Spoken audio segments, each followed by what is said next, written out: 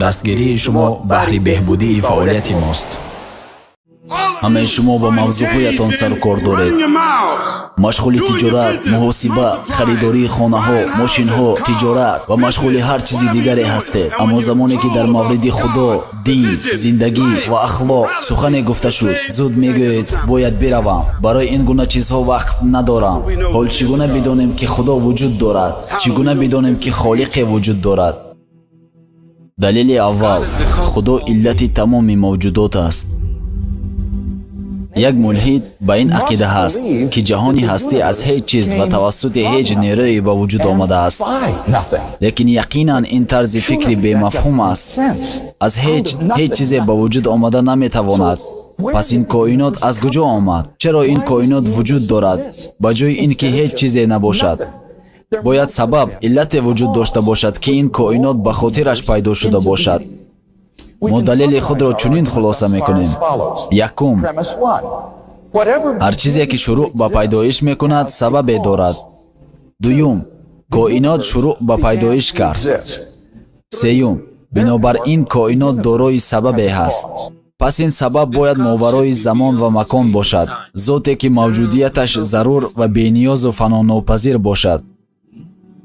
دلیل دوم، نشانه های دلیلی بر شناخت خدا در آفرینش آسمان ها و زمین و در آمده شد شب و روز و در کشتی هایی که در دریا می روند و سبب نفع مردمند و در بارانی که خدا از آسمان فرو می فرستد تا زمین مرده را به آن زنده سازد و جنبندگان را در آن پراکنده کند و در حرکت بادها و ابرهای رام شده میان زمین و آسمان برای خردمندانی که در میابند نشانه هاست.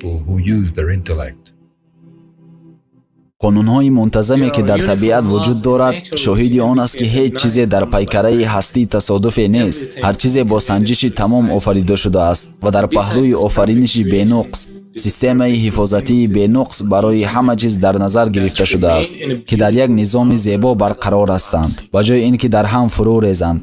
دلیل سوم، معجزه های زندگی. علم تعریف برای چگونگی با وجود آمدن زندگی ندارد و یا اینکه چه چیزی باعث می شود که جانداران بمیرند، یعنی دلیل برای مرگ انسان ها ندارند. اگر قلب کسی از کار بماند عوضش کنید، دوباره او را زنده کنید. شما این توانایی را ندارید. شما زندگی انسان ها را کنترل کرده نمی توانید. شما حتی دلیل با وجود آمدن زندگی و مرگ را نمی دانید. دلیل زنده شدن و مردن الله یکتاست و به همتاست. دلیل چهارم، اگر خالق وجود نمی داشت دلیل برای زندگی وجود نمی داشت. آفتاب وجود دارد تا نور و انرژی حاصل کند. درختان وجود دارند تا میوه و اکسیژن حاصل کنند. حیوانات برای حاصل غذا و پوشاک هستند. سوال این است که چه کسی این هدف را تعیین کرد؟ چه کسی به آنان دستور داده است که این کارها را انجام دهند؟ هدف زندگی ما چیست؟ برای هر فردی عاقل در عقیق هر چیزی هدف نهفته است. یقینا برای هدف اینجا هستیم و خالقی که وجود دارد که این هدف را برای ما تعیین نموده است. یک انسان صرف نظر از این که کی هست، کجا هست و یا چی میکند، این حس کنجکاوی را دارد. میخواهد بداند که چرا من اینجا هستم، چطور اینجا آمدم، آیا هدفی دارم و اگر هدفی هست پس آن هدف چیست؟ یگانه کسی که واقعا قادر به جواب دادن این سوال است خود پروردگار است. اگر خدای هست پس اوست که هدف آفرینش ما را برای من بیان کند و بگوید که این زندگی برای چیست. الله متعال از زمان آدم علیه السلام تا همکنون برای مردم نشان داده است که از آنها چی میخواهد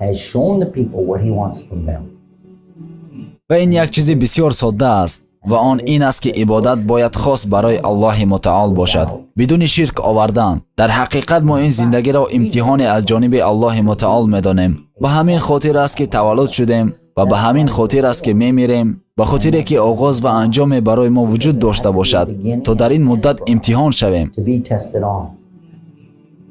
دلیل پنجم، معجزه های قرآن کریم. معجزات بشمار از صناعت مختلف عالم در قرآن کریم وجود دارد و همه‌شان گواهی آنند که قرآن کلام پروردگار عالمیان است. بیشتر از 1000 آیت در قرآن کریم وجود دارد که از علم سخن میکند. بعد از هر حقیقت علمی این سوال را مطرح کنید که چی کسی میتواند این سخن را در قرآن کریم بیان کند؟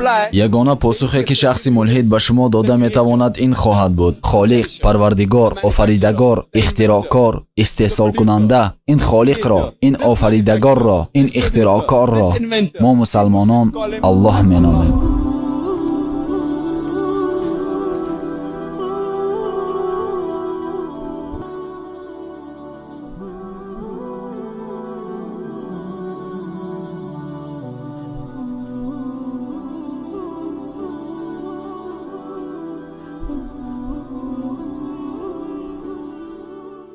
از آنچه راضیتان دادیم در راه الله صدقه کنید پیش از آن که یکی از شما را مرگ فرا رسد و بگوید: ای پروردگار من، چرا مرگی مرا اندکی و دیرتر نینداختی تا صدقه دهم و از شایستگان باشم؟